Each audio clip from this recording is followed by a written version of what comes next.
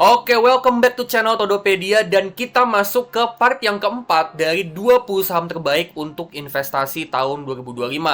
Kalian bisa cek ya video-video dari part yang pertama sampai yang ketiga, linknya gue taruh di kolom deskripsi. Nah, kita bakalan masuk ke part yang keempat, part yang terakhir dari 20 saham terbaik untuk investasi tahun 2025. Dimana kali ini kita bakalan bahas ada 5 saham lagi yang menurut gue itu bagus untuk investasi di tahun 2025. Saham-sahamnya apa aja? Pantengin video ini sampai habis, oke? Nah, sebelum kita mulai, jangan lupa subscribe channel Todopedia. Jangan lupa kalian juga bisa tekan lonceng notifikasi supaya kalian terus up to date sama channel Todopedia. Dan kalian juga bisa cek website gua investasi.todopedia.com dan juga TikTok Todopedia. Di situ gue juga ada share beberapa konten tentang investasi saham. Oke, nggak usah lama-lama lagi, langsung aja yuk kita mulai.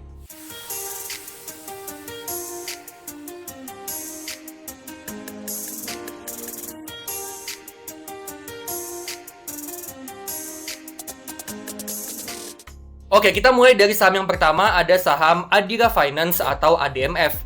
ADMF ini perusahaan multi finance yang mana dia ini nyediain jasa pembiayaan untuk kendaraan bermotor. Jadi buat kalian yang mau beli kendaraan bermotor, mau beli mobil, mau beli sepeda motor, itu bisa ambil cicilan di ADMF. Ya, nah apa sih yang jadi investment thesis dari ADMF? Kenapa gue pilih saham ADMF? Yang pertama itu adalah valuasinya yang menarik, di mana price to earnings atau PER-nya itu di 5,6 kali, dan price to book value itu cuma 0,87 kali. Menurut gue, untuk perusahaan finansial kayak ADMF, ini adalah valuasi yang murah banget dan menarik banget. Tapi nggak cuma valuasinya aja yang menarik, yang kedua itu dividennya juga menarik, di mana kita bisa lihat di sini dividennya itu hampir 9%. Dengan EPS yang terbaru di 1.700-an, dan kita asumsiin dividen payout rasionya itu 50%, di sini kita dapat dividen yield itu di sekitaran hampir 9%.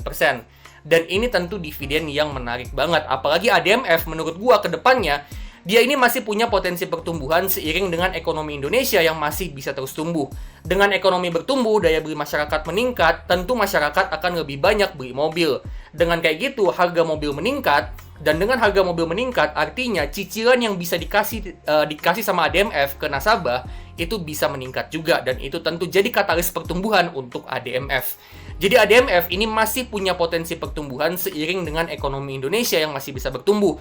Dan dengan dividennya ini hampir 9%, tentu ini jadi salah satu investasi yang menarik banget untuk para investor yang nyari saham dividen. Ya, karena dividen yield yang 9% ditambah ADMF masih bertumbuh, tentu dividen yield-nya masih bisa naik, bisa 9%, 10%, 11%, dan seterusnya. Ya, tapi nggak cuma valuasi dan dividennya aja yang menarik, tapi kinerja bisnisnya memang juga bagus.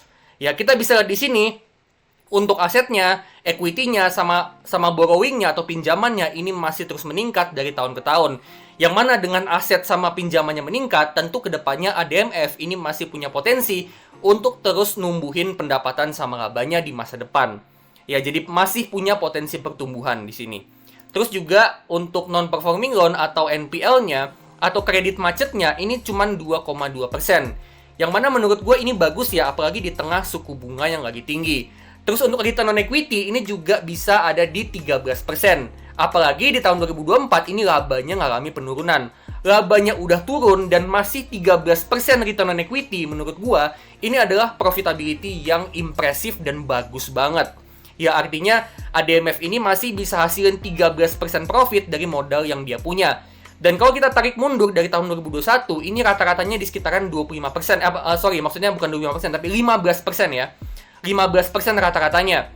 Ya, dari tahun 2021 sampai 2024 ini mungkin rata-ratanya di sekitaran 15%. Ya, jadi ini return on equity yang bagus banget, dan ini artinya ADMF ini punya profitability yang luar biasa bagus. Dan juga untuk income-nya ini masih bisa bertumbuh. Ya, cuman memang labanya turun itu karena ada operating expense yang naik. Ya, jadi dengan beban operasionalnya naik, ya labanya itu ngalami penurunan. Tapi menurut gua dengan penurunan suku bunga, di mana The Fed ini baru aja nurunin suku bunga, ini tentu akan ngebuat bunga pembiayaan itu jadi turun. Ya, dan itu tentu akan mendorong pertumbuhan dari pembiayaan. Ya, yang mana menurut gua ini bisa ngebantu banget untuk ADMF ini terus bertumbuh dan terus mendorong pembiayaannya supaya pendapatan sama labanya masih bisa terus tumbuh untuk kedepannya. Ya, jadi ADMF ini jelas banget dia masih punya potensi pertumbuhan, terutama dengan adanya penurunan suku bunga. Dan juga untuk valuasinya, ini menurut gue cukup under value, di mana dengan kita pakai metode discounted dividend model dan kita proyeksiin EPS-nya itu tumbuh 5% per tahun, dan kita pakai price to earnings itu di sekitaran 7 kali, ya kita asumsiin price to earnings di tahun ke-10 nanti itu di sekitaran 7 kali, terus kita asumsiin dividen payout ratio ke depannya itu sebesar 50% tiap tahunnya, dan kita mau return investasi 15% per tahun. Di sini kita dapat harga wajarnya ADMF dengan asumsi yang kayak gini itu ada di 10.200. Yang artinya saham ADMF di sekitaran harga 9.600 sampai 9.700, ini saham ADMF masih cukup under value dan cukup menarik untuk investasi jangka panjang, apalagi mengingat tadi kita udah lihat ya, valuasinya murah dan juga dividennya menarik. Oke, kita ke saham yang kedua, ada saham Astra Auto Parts atau Auto. Auto ini perusahaan yang ngejual komponen kendaraan, tapi belakangan dia ini juga masuk ke jasa pengisian bahan bakar dari EV atau electric vehicle. Ya, jadi dia ini mulai masuk ke industri kendaraan listrik gitu ya.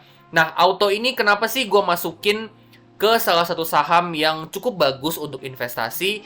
Apa aja yang jadi investment tesisnya? Yang pertama itu adalah valuasinya yang menarik. Ya, dengan price to earnings cuma 4,9 kali dan price to book value cuma 0,72 kali. Menurut gue ini valuasi yang menarik banget untuk kita buy untuk investasi jangka panjang. Ya, dimana PBV-nya terutama bisa di bawah 1. Tapi nggak cuman valuasinya yang menarik, ternyata dividennya juga cukup bagus. Ya, dengan EPS yang terbaru di 427, ya dengan kita asumsiin dividen payout ratio-nya itu di 44%, kita bisa dapat dividen yield itu ada di 8,8%. Ya, 8,8% ini menurut gue dividen yield yang cukup bagus. Dan itu juga dengan dividen payout ratio yang cuma 44%. Artinya masih ada sisa sekitaran 56% laba yang ditahan yang dipakai untuk pengembangan bisnis. Jadi selain 8,8% dividennya ini udah bagus, ditambah juga dengan, menurut gua, dengan laba yang ditahan itu cukup besar, artinya kedepannya potensi pertumbuhannya Auto itu masih cukup bagus. Ya, jadi yieldnya cukup bagus, ditambah potensi pertumbuhan bisnisnya juga masih cukup bagus untuk kedepannya. Ya, terus juga untuk pertumbuhan bisnisnya memang dari beberapa tahun terakhir ini juga cukup bagus. Ya, dimana revenue-nya ini tumbuhnya mungkin agak lambat ya dari segi penjualan. Tapi untuk laba operasional sama laba bersih, ya operating profit sama net profit-nya, ini pertumbuhannya cukup bagus. Yang artinya dari beberapa tahun terakhir, Auto ini mampu ningkatin efisiensi. Jadi meskipun pendapatannya pertumbuhannya nggak tinggi-tinggi banget, tapi efisiensinya ini termasuk bagus yang ngebuat pertumbuhan dari labanya itu bisa gede banget ya, bisa 15 bahkan sampai 20% per tahun, 21% per tahun. Ya, jadi memang efisiensinya Auto ini terus meningkat dari tahun ke tahun yang ngebuat pertumbuhan labanya jadinya bagus. Nah, terus gak cuma laba aja, tapi cash flow-nya ternyata juga bisa positif. Dan dia terus rutin hasilin operating cash flow sama free cash flow yang positif dari tahun 2019 sampai sekarang. Jadi Auto ini juga perusahaan yang cash flow positif, yang artinya dia bisa hasilin uang kas masuk ke dalam bisnisnya. Dan ini adalah ciri-ciri perusahaan yang gue suka untuk gue beli sahamnya untuk investasi. Ya, jadi dia rutin tiap tahun itu hasilin cash flow masuk ke dalam bisnisnya. Ya, nggak cuman cash flow positif, tapi balance sheet juga bagus. Dimana kita bisa lihat di sini, untuk current asset ya, current asset atau aset lancarnya itu sebesar 7,9 triliun. Dan itu bisa nutup liabilities-nya dia yang cuman sebesar 5 triliun. Ya, total liabilities-nya kita bisa lihat di bagian bawah, itu cuman 5 triliun. Dan current asset-nya atau aset lancarnya, ya itu 7,9 atau sekitaran 8 triliun. Jadi masih bisa dilunasin ya, total semua utangnya itu bisa dilunasin dengan cukup dengan aset lancarnya doang. Jadi itu kondisi balance sheet yang menurut gua bagus banget untuk Auto ini. Ya, nah terus ke depannya Auto ini juga yang tadi udah gue mention ya, Auto ini dia mau masuk ke industri electric vehicle, di mana dia ini ngebangun fasilitas isi daya atau stasiun pengisian bahan bakar kendaraan listrik ya. Jadi dia ini punya Astra Auto Power, yang mana Astra Auto Power ini adalah fasilitas untuk pengisian bahan bakar kendaraan listrik. Ya, Astra Auto Power ini menurut gua ke depannya dengan tren kendaraan listrik ini masih terus meningkat ke depannya, menurut gua Astra Auto Power ini juga punya potensi pertumbuhan yang gede.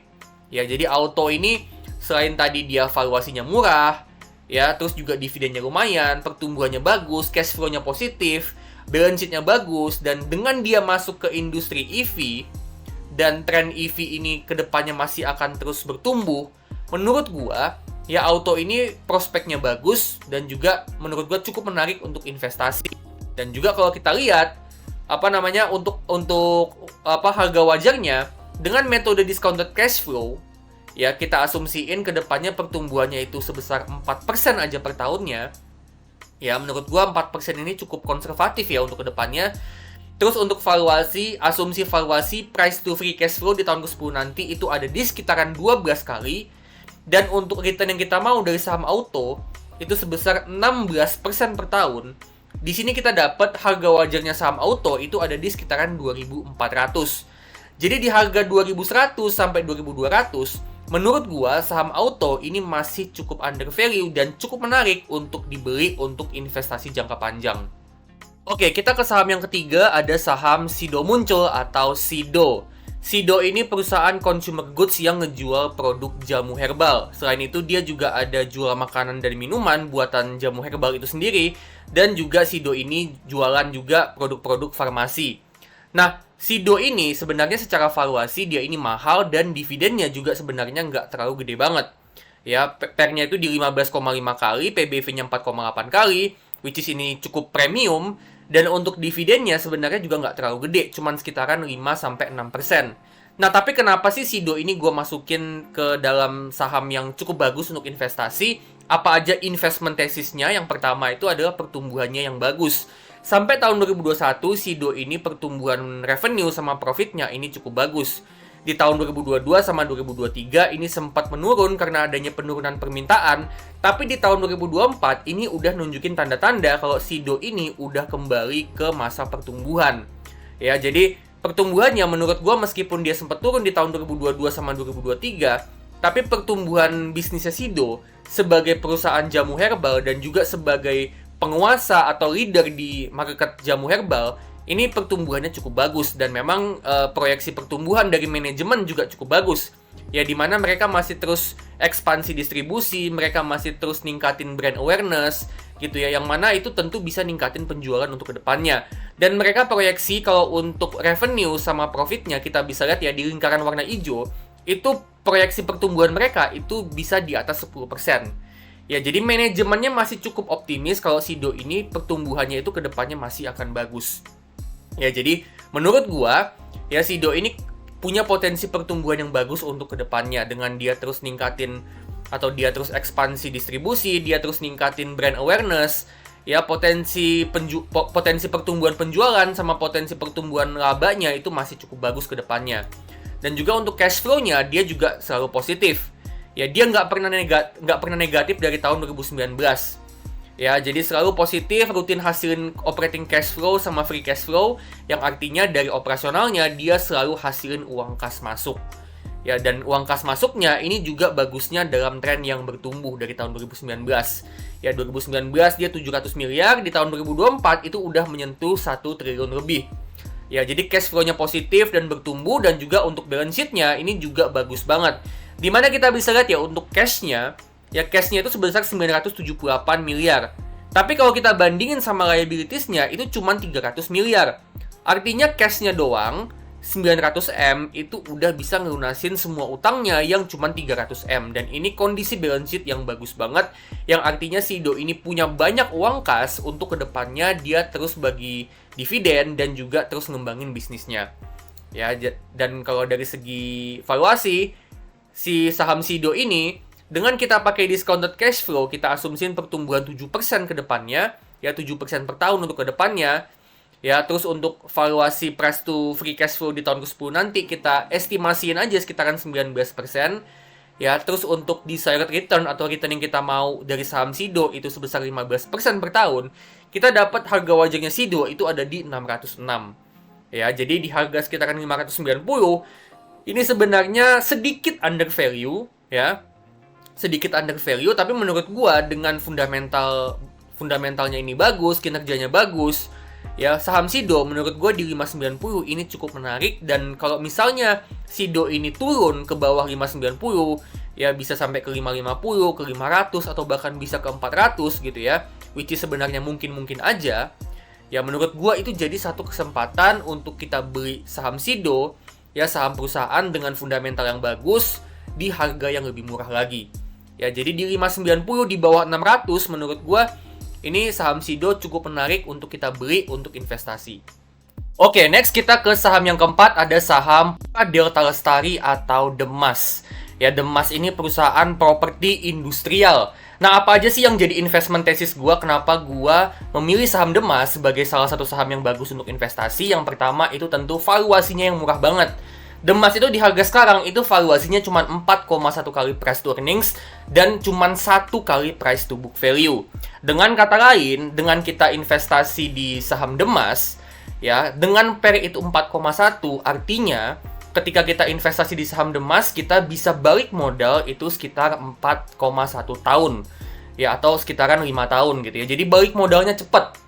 Ya, tentu nggak kayak gitu konsepnya, nggak literally kayak gitu konsepnya, tapi maksudnya adalah saham Demas di valuasi 4,1 kali, ini valuasinya murah dan cukup menarik menurut gua untuk investasi jangka panjang. Nah, tapi bukan cuma valuasinya aja yang murah ya. Kalau kita lihat di sini, Demas ini adalah perusahaan yang profitable juga.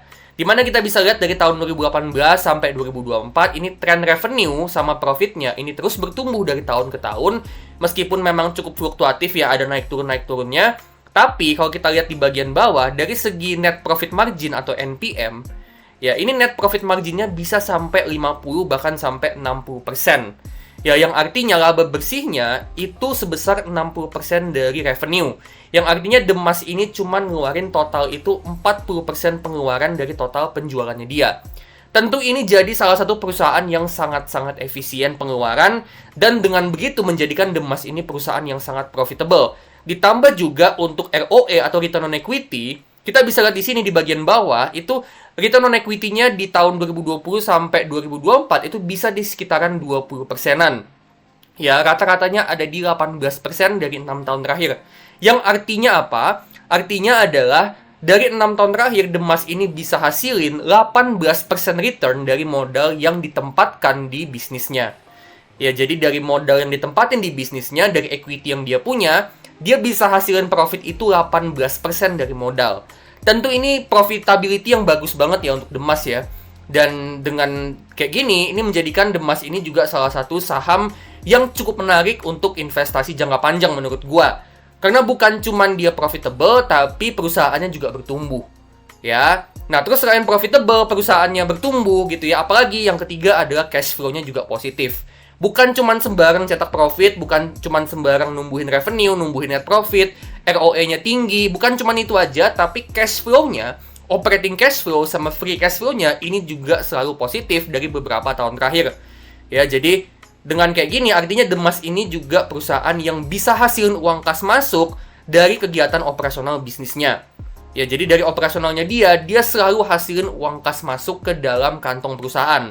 Yang mana uang kas masuk ini, operating cash flow sama free cash flow, ini nantinya bisa dipakai untuk yang pertama itu bagi dividen, yang kedua itu adalah untuk pengembangan bisnis. Ya, jadi ini adalah salah satu alasan juga kenapa Demas itu selama ini, dia itu rutin bagi dividen dengan yield itu yang cukup besar. Ya, karena memang cash flow-nya sehat banget, cash flow-nya selalu positif, jadi itu memampukan Demas untuk bagi dividen yang gede ke investornya. Selain itu juga balance sheet-nya ya, kita bisa lihat di sini, ini juga kondisinya bagus banget.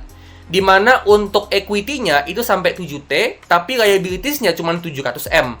Yang artinya, ya liabilities-nya itu cuma 10% dari total equity-nya. Sekitaran 10%. Sedangkan equity-nya itu 10 kali lipat lebih gede daripada total semua utangnya. Bahkan, kita bisa lihat di sini di bagian cash, ya, cash-nya itu sebesar 1,9T, kita bandingin sama total utangnya itu cuma 700M. Artinya cash-nya doang udah bisa ngelunasin semua utangnya. Ya, cash-nya doang itu udah bisa ngelunasin semua liabilities-nya. Dan setelah ngelunasin semua liabilities-nya, si Demas ini kurang lebih masih punya sekitaran 1,2T uang yang bebas dipakai untuk apapun. Jadi ini kondisi balance yang bagus banget, kondisi cash flow-nya juga bagus banget. Ya, yang mana artinya Demas ini dia bisa hasilin uang kas masuk dan dia juga punya banyak uang kas. Jadi ini sangat mendukung Demas untuk kedepannya dia masih bisa terus bagi dividen ke investornya. Karena bisa dibilang Demas ini adalah perusahaan yang kebanjiran atau kelimpahan uang cash. Ya, jadi ini sangat membantu banget Demas untuk kedepannya dia masih bisa bagi dividen ke investornya. Nah, bicara soal dividen, memang belakangan ini Demas ini kok sepertinya dia nunjukin tanda-tanda bahwa kok mana nih dividennya gitu ya. Kalian mungkin sebagai investor juga mikir, mana nih dividennya kok dia belum bagi-bagi dividen gitu ya. Di harga sekarang nih, dengan dividen yang di tahun 2023 kemarin sebesar 12 rupiah per lembar saham, itu kita dapat potensi dividen yield itu sebenarnya 8,1. Tapi kan ceritanya adalah untuk Demas ini dari bulan Juni kemarin sampai Desember, ya kan, yang mana harusnya dia bagi dividen, tapi nyatanya dia nggak bagi dividen. Dan itu ngebuat investor itu takut, ya, takutnya Demas ini memang udah nggak akan bagi dividen lagi. Tapi menurut gua ini tuh cuman sementara aja. Demas nggak bagi dividen itu cuman sementara aja. Kenapa kayak gitu? Karena ya tadi kita udah bisa lihat ya bahwa dari segi balance sheet-nya itu cash-nya banyak banget, dan dari segi cash flow-nya dia rutin hasilin free cash flow positif. Ya, jadi sebenarnya dari segi kondisi keuangan Demas ini lebih dari mampu untuk bagi dividen yang gede. Nah, tapi kan memang sementara waktu dia ini nggak bagi dividen. Ya, menurut gua ini cuman sementara aja. Ya, kedepannya bisa jadi nanti pertengahan tahun atau bisa jadi akhir tahun nanti, Demas ini bisa kembali bagi dividen dengan yield yang gede. Gue masih cukup optimis. Kenapa kayak gitu? Karena memang mereka ini lagi ada project untuk ekspansi lahan. Jadi mereka mau memperbesar lahan dulu supaya bisa jualan. Ditambah, Demas ini juga mau masuk ke bisnis warehouse sama bisnis pemeliharaan air bersih. Ya, yang mana bisnis warehouse sama pemeliharaan air bersih ini nantinya bisa kasih yang namanya recurring income buat Demas. Jadi kan Demas ini selama ini memang bisnisnya itu fokusnya ke penjualan lahan. Yang mana penjualan lahan itu kan kalau misalnya udah dijual, ya udah dia nggak dapat duit lagi. Tapi dengan dia masuk ke bisnis warehouse, bisnis pergudangan, sama bisnis pemeliharaan air bersih, itu bisa ngasih dia yang namanya pendapatan rutin atau recurring income. Jadi Demas ini memang lagi masuk ke arah recurring income. Mereka lagi berusaha untuk ngebuat yang namanya recurring income, yang mana nantinya ke depannya itu bisa kasih income yang rutin buat Demas. Jadi Demas ini nggak cuman fokus di penjualan lahan doang, gitu ya. Jadi selain dia dia memperbesar lahan untuk bisa ngejual lahan lebih gede lagi ke pelanggannya, gitu ya. Mereka ini juga mau masuk ke bisnis warehouse, bisnis pergudangan, sama bisnis pemeliharaan air bersih. Yang mana itu tentunya nanti ke depannya akan kasih mereka recurring income. Jadi Demas ini memang lagi dalam proses untuk pengembangan bisnis, teman-teman ya. Jadi kita mesti lihat juga gitu kondisi Demas ini, memang mereka ini lagi kondisi untuk ngembangin bisnisnya lebih lagi. Makanya menurut gua wajar kalau Demas ini memang untuk sementara waktu dia ini dividennya itu diperkecil dulu. Ya, dividennya itu diperkecil dulu supaya dia bisa ngembangin bisnis, supaya dia bisa investasi untuk pengembangan bisnis. Dan gue yakin banget ke depannya Demas ini masih bisa bagi dividen dengan yield yang gede. Apalagi nanti ketika tanahnya udah diperbesar, dia bisa jualan lagi, plus juga dia memperbesar pendapatan dari recurring income. Ya, menurut gue Demas ini prospeknya masih cukup bagus. Jadi dengan harga sahamnya yang turun belakangan ini, menurut gue ini malah jadi seperti suatu kesempatan. Dan memang kalau kita hitung secara valuasi, ya, gue pakai metode discounted cash flow untuk valuasi saham Demas, dan gue pakai asumsi kalau Demas ini, ya, pertumbuhan bisnisnya itu adalah 0%, alias Demas ini nggak tumbuh sama sekali. Ya, Demas ini ya katakanlah bisnisnya itu stagnan aja, segitu-segitu aja, pendapatannya segitu-segitu aja, labanya segitu-segitu aja, cash flow yang dihasilkan juga segitu-segitu aja, dividennya juga nggak naik-naik, segitu-segitu aja.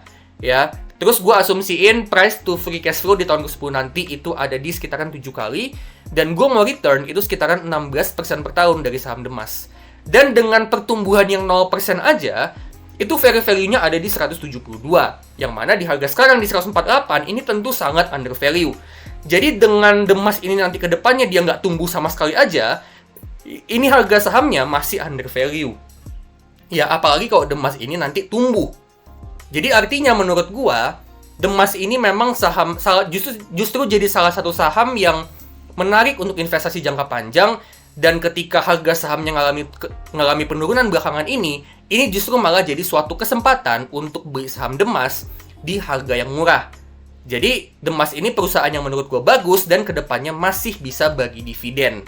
Ya, jadi ini sangat bagus menurut gue dan kita bisa beli saham perusahaan yang tadi kita udah lihat ya, dia profitable banget, valuasinya murah, cash flow positif, minim utang juga, dan potensi dividennya juga gede, dan kita bisa beli itu di harga yang lagi under value. Jadi itu adalah investment thesis kenapa Demas menurut gua sangat menarik untuk dibeli tahun 2025 dan untuk investasi jangka panjang. Dan kita ke saham yang terakhir, ada saham Bank BCA atau BBCA. Yang ini udah pasti lah ya, jadi salah satu saham yang bagus banget untuk investasi jangka panjang. Ya, dimana kita bisa lihat di sini untuk pertumbuhannya ini bagus banget, dimana untuk pinjamannya atau loan-nya, ini pertumbuhannya cukup konsisten dari tahun 2019 sampai tahun 2024 dengan tingkat pertumbuhan yang lumayan bagus sebesar 7,5% per tahun. Net interest income atau pendapatan bunganya ini juga pertumbuhannya cukup bagus dan juga ini konsisten banget. Ya, kita bisa lihat di sini dari tahun 2019 sampai tahun 2024 ini nggak pernah turun sekalipun. Ya, bener-bener naik terus dengan tingkat pertumbuhan rata-rata itu 8,9% per tahun. Dan untuk net profitnya, laba bersihnya, ini juga pertumbuhannya cukup konsisten. Sempat turun di tahun 2020 efek dari pandemi COVID. Tapi abis itu naiknya kenceng banget dengan rata-rata pertumbuhan itu sampai 13,3% per tahun. Ya, jadi pertumbuhannya bagus banget dan juga konsisten banget trennya. Terus juga untuk kinerjanya BBCA ini juga luar biasa bagus banget. Dengan return on equity bisa sampai hampir 25%, yang artinya dia bisa hasilin profit itu hampir 25% dari modalnya. Jadi kalau dia dikasih modal, dari modal itu dia bisa hasilin profit itu sebesar 25%. Itu tingkat profitability yang luar biasa bagus banget. Terus untuk net interest margin atau NIM-nya ini juga tinggi ya, 5,8%. Untuk CASA rasionya ini juga gede banget di 82,2%, yang artinya dana murahnya itu 82% dari total dana simpanan. Ya, ini bagus banget, artinya BBCA ini bisa menghemat beban bunga. Ya, terus untuk non-performing loan, NPL-nya bisa dijaga 2,1%, ini juga bagus banget. Ya, NPL-nya dijaga tetap bisa kecil meskipun suku bunga lagi tinggi. Terus untuk loan to deposit ratio sebesar 75%, ini juga bagus banget, artinya likuiditasnya bagus. Dan BBCA ini juga masih punya cukup dana simpanan yang belum disalurkan ke kredit. Artinya masih banyak dana simpanan yang masih nganggur gitu ya. Jadi dia bisa lebih banyak lagi ekspansi kredit, dia bisa lebih banyak lagi ekspansi pinjaman, dan itu tentu bisa jadi sumber pertumbuhan pendapatan dan laba untuk kedepannya. Terus untuk capital adequacy ratio ini juga gede banget ya, 29,3%. Artinya BBCA ini kelimpahan modal ya. Dia ini modalnya banyak banget. Ya, dan itu artinya BBCA ini masih punya lebih dari cukup modal untuk dia itu bisa bagi dividen ke investor atau bisa juga untuk ekspansi bisnis. Dan untuk cost to income ratio ini juga kecil banget ya, 30%. Biasanya perbankan itu rata-rata di sekitaran 40%, beberapa ada yang sampai 50%. BBCA ini kecil ya, cuma 30%. Artinya semakin kecil cost to income ratio, itu artinya perbankan itu semakin efisien dari segi operasionalnya. Dengan BBCA cuma 30%, artinya BBCA ini operasional bisnisnya ini efisien banget. Ya, dan juga selain tadi kinerja bagus, terus juga pertumbuhannya luar biasa bagus, dari segi valuasi, BBCA ini memang cukup premium ya. Ada di price to earnings itu 22 kali dan price to book value-nya 4,7 kali. Yang mana ini valuasi yang cukup premium sebenarnya. Ya, tapi menurut gua ini masih cukup menarik. Kenapa? Karena dengan kita pakai metode discounted dividend model dan kita asumsiin EPS-nya itu pertumbuhannya itu sebesar 12% per tahun untuk kedepannya, which is menurut gua masih cukup bisa dicapai, masih cukup realistis untuk BBCA gitu ya. 12,5% per tahun itu menurut gua masih cukup realistis untuk BBCA. Terus juga untuk per di tahun ke-10 itu sebesar 23 kali, yang mana 23 kali ini adalah rata-rata dari pernya BBCA dari beberapa tahun terakhir. Terus untuk dividen payout ratio kita pakai asumsi 55%, di mana BBCA ini sering bagi dividen itu rata-rata di sekitaran 50-60% dividen payout ratio. Kita ambil nilai tengahnya di 55%. Dan untuk return investasi, kita mau return 15% per tahun dari BBCA. Dan di sini kita dapat harga wajarnya BBCA itu ada di sekitaran 9.900. Ya, jadi di antara 9.900 sampai 10.000 ini menurut gua harga wajarnya BBCA itu ada di situ. Dan di harga sekarang dengan BBCA ini masih ada di sekitaran 9.700. Ya, menurut gua ini cukup menarik meskipun memang selisihnya itu ke harga wajar memang nggak gitu gede ya. Selisihnya tipis aja ke harga wajarnya. Tapi menurut gua memang susah ya kalau BBCA ini dikasih di valuasi yang murah. di valuasi yang under value, yang margin of safety-nya bisa gede banget, itu BBCA menurut gua dengan kinerja bisnisnya yang sebagus ini, menurut gua memang agak susah untuk BBCA ini ada di valuasi yang murah. Kecuali memang ada krisis yang gede banget kayak COVID kemarin. Ya, jadi menurut gua di harga sekarang di 9.700 ini masih sedikit under value, dan saham BBCA ini memang selalu jadi salah satu opsi yang terbaik untuk investasi jangka panjang karena memang kinerja bisnisnya bagus banget dan juga pertumbuhannya juga konsisten banget. Oke, jadi itu dia ya, saham terbaik untuk investasi tahun 2025 part yang keempat. Jadi total kita punya 20 saham. Ya, nah 20 saham ini tentu bisa kalian beli semuanya atau mungkin kalian juga bisa pertimbangin untuk ambil beberapa aja. Ya, keputusan 100% ada di tangan kalian. Tapi maksud dari video multi-part ini adalah gue mau share ada 20 saham yang menurut gue cukup bagus untuk investasi jangka panjang, untuk itu nantinya jadi referensi buat kalian untuk milih saham yang terbaik. Tentu saham yang terbaiknya versi kalian yang mana itu silakan kalian tentuin masing-masing. Ya, jadi harapannya 4 video ini bisa ngebantu kalian untuk mulai investasi di tahun 2025 dan bisa mulai untuk investasi jangka panjang. Oke, jadi disclaimer ya, ini bukan perintah, ini bukan rekomendasi pom-pom gitu ya untuk jual beli saham, bukan kayak gitu, tapi ini cuman opini, ini cuman referensi gua aja untuk ngebantuin kalian milih saham untuk investasi. Jadi keputusan itu 100% tetap di tangan kalian masing-masing. Nah, kalau misalnya kalian suka sama video ini, klik like, bagiin ke teman-teman kalian, dan kalian bisa kasih super thanks untuk ngebantu channel ini supaya bisa terus tumbuh. Ya, jadi, kalian bisa support channel Todopedia dengan cara klik like, dengan cara subscribe, dengan cara tekan lonceng notifikasi, dan juga kalian juga bisa kasih super thanks ya, donasi super thanks supaya gue kedepannya makin semangat untuk bikin konten-konten yang berguna buat kalian. Oke, gue looking forward untuk ngebuat konten-konten yang semakin daging, semakin berguna buat kalian. Jadi stay tune terus di channel Todopedia karena many more to come. Oke, kalau gitu gue pamit dulu dan sampai ketemu di video selanjutnya.